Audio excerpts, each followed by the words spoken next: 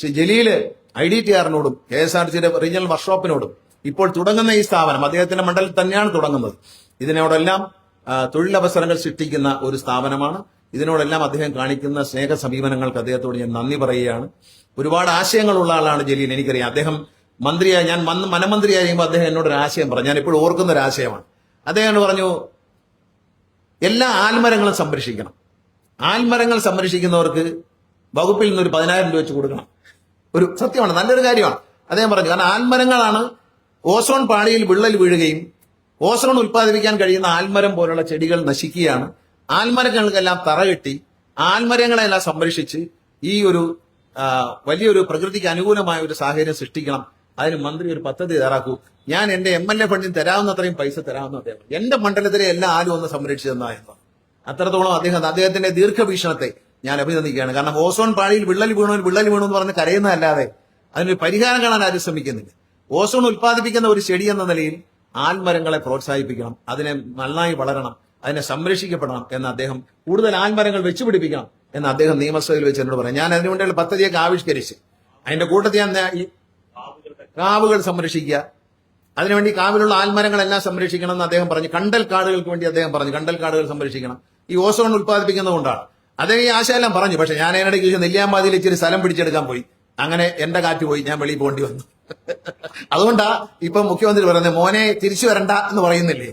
അതിന്റെ പര്യായം എന്ന് പറഞ്ഞ കാരണം മോനെ തിരിച്ചു വരണ്ട എന്ന് LDF പറയുന്ന വേറൊന്നും കൊണ്ടല്ല, ആർക്കും പിണക്കം തോന്നരുത്, രാഷ്ട്രീയം പറയുകയാണെന്ന് വിചാരിക്കേണ്ട. മോനെ തിരിച്ചു വരണ്ട എന്ന് പറഞ്ഞത് ഈ കാര്യം കൊണ്ടാണ്. കാരണം നെല്ലിയാമ്പാതിയിലെ കയ്യേറ്റ ഭൂമി ഒഴിപ്പിക്കാൻ ശ്രമിച്ചതിനാണ് കുടുംബ വഴക്കിന്റെ പേര് പറഞ്ഞ് ഞാൻ മന്ത്രിസഭയിൽ നിന്ന് രാജിവെച്ച് പോണ്ടി വന്നത്. അറിയാമല്ലോ അതിന്റെ പുറകിലുള്ള രഹസ്യം അന്വേഷിക്കുന്ന മാധ്യമ പ്രവർത്തകർ അന്വേഷിക്കും. എന്തിനായിരുന്നു ഇയാൾ, എന്തിനാണ് പോയതെന്ന് അവർക്കും മനസ്സിലായില്ല, എനിക്കും മനസ്സിലായില്ല, ആർക്കും മനസ്സിലായില്ല. അപ്പൊ വനംവകുപ്പിൽ ഇത്രയും നല്ല ആശയങ്ങൾ അദ്ദേഹം പറഞ്ഞു. ഞങ്ങളതൊക്കെ പദ്ധതി ഒരുക്കി വന്നതാണ്. ഇപ്പോഴത്തേക്ക് നമ്മൾ സന്തോഷമായിട്ട് പുറത്തുപോയി, ഹാപ്പി, വെരി ഹാപ്പി. ഇപ്പൊ നാളെ സന്തോഷമാണ്.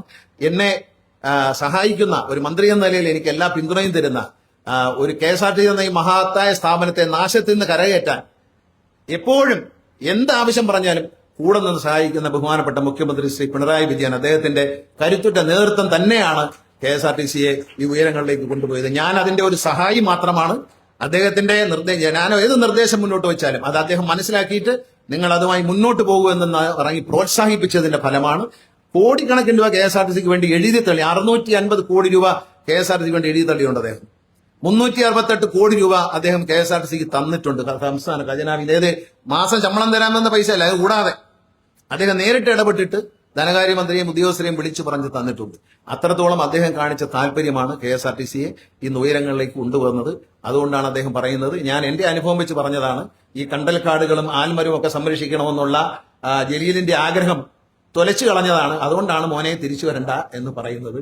അത് മാത്രം ഓർപ്പിച്ചുകൊണ്ട് ഈ ഒരു പുതിയ പദ്ധതി ഇവിടെ തുടങ്ങുമ്പോൾ അതിന് വളരെ നല്ല നിലയിൽ ഈ പ്രദേശത്തിന്റെ ഉയർച്ചയ്ക്കും ഈ പ്രദേശത്തിന്റെ സമഗ്രമായ ഒരു പുരോഗതിക്ക് ഈ ഒരു സ്ഥാപനം ഉതകട്ടെ എന്ന് പ്രാർത്ഥിച്ചുകൊണ്ട് എല്ലാവിധ നന്മകളും ചേരുന്നു. KSRTC ജീവനക്കാരും മോട്ടോർ വെഹിക്കിൾ ജീവനക്കാരും വളരെ സത്യസന്ധതയോടെ എന്നോടൊപ്പം നിന്ന നിങ്ങളോടെല്ലാം ഞാൻ നന്ദി പറയാണ്. പരമാവധി ഉദ്യോഗസ്ഥരെ ഞാൻ ജോലിയിൽ കയറ്റാൻ ശ്രമിച്ചിട്ടുണ്ട്.